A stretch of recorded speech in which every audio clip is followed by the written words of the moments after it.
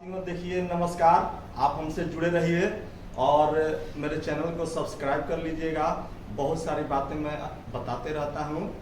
तो देखिए, अभी पूरे भारत में हाहाकार मचा हुआ है और एग्जाम स्कैम हुआ है। मतलब परीक्षा में घोटाला हो गया है। और कौन सा परीक्षा?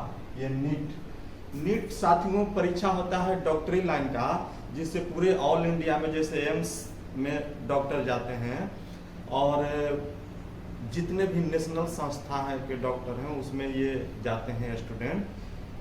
तो ये ऑल इंडिया में इसका एग्जाम होता है। साथियों, अभी तो मात्र एक नीट उदाहरण है कि इसमें ही केवल घोटाला सामने आया है और इसमें गजब गजब का तथ्य सामने आता जा रहा है और इसमें बहुत सारे लोगों का एक जैसा नंबर आ गया है। मतलब वो लोग ना फुल मार्क्स लाते हैं, 720 में 720।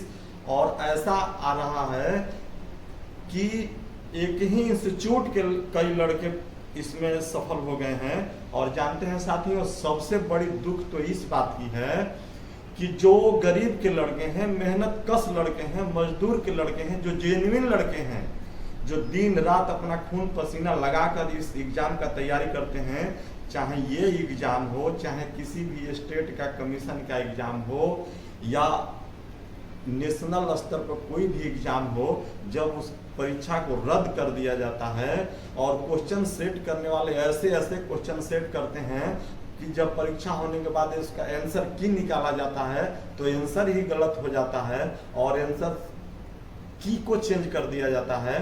तो कैसे सेटर है क्वेश्चन का? तो सवाल ये है कि ये सब क्यों किया जा रहा है? तो साथियों, ये सब साजिश के तहत किया जा रहा है कि जो नीचे वाले लोग हैं उनको नीचे ही रहने दिया जाए। सारी संस्थाओं को प्राइवेट कर दिया गया है ताकि सरकारी संस्था में लोग, जो नीचे वाले लोग, जो बढ़ई का काम करते थे, जो लोहार का काम करते थे, जो कुम्हार का काम, घड़ा बनाने का काम करते थे, जो वो नौकरी में जाने लगे तो उनको रोकने के लिए, ताकि वो ऑफिसर, वो डॉक्टर, वो इंजीनियर बच्चे नहीं बन सके और वो अपने ही कामों में लगे रहे। जैसे कुम्हार घड़े का काम करेगा, लोहार लोहे का काम करेगा। इसीलिए नारा दिया गया था लोकल फॉर वोकल। तो साथियों देखिए, ये नीट है। अभी तो बहुत बड़ी इस देश की संस्था है, उसमें भी ये सब होगा।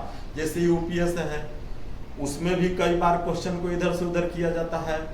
आप स्टेट वाइज देखिए, कोई ऐसा कमीशन नहीं है जिसमें कभी ना कभी घोटाला नहीं हुआ है। बिहार बदनाम है, यूपी बदनाम है।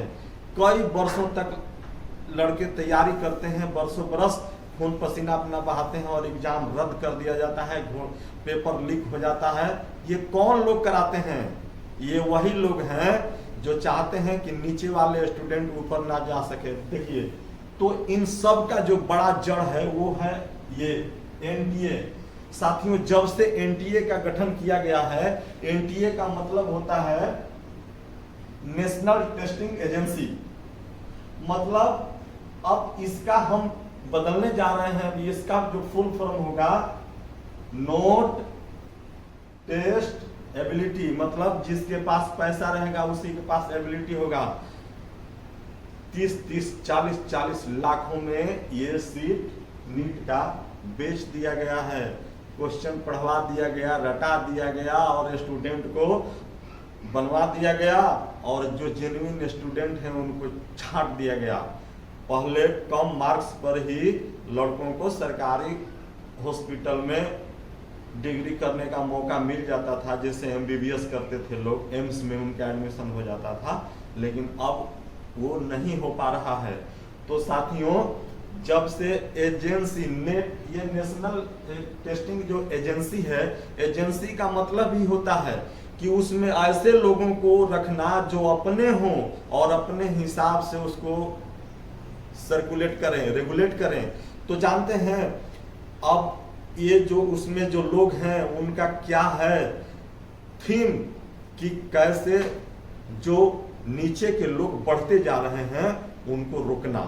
साथियों, एजेंसी का मतलब है, ध्यान दीजिएगा, अपने चहेते लोगों को उसमें रख देना और वो लोग ही इस तरह से करते हैं। अब देखिए जैसे कैसे पहले हम लोगों का प्लानिंग कमीशन था, योजना आयोग, ये देखिए प्लानिंग कमीशन, अब पॉलिसी कमीशन हो गया है, नीति आयोग हो गया है।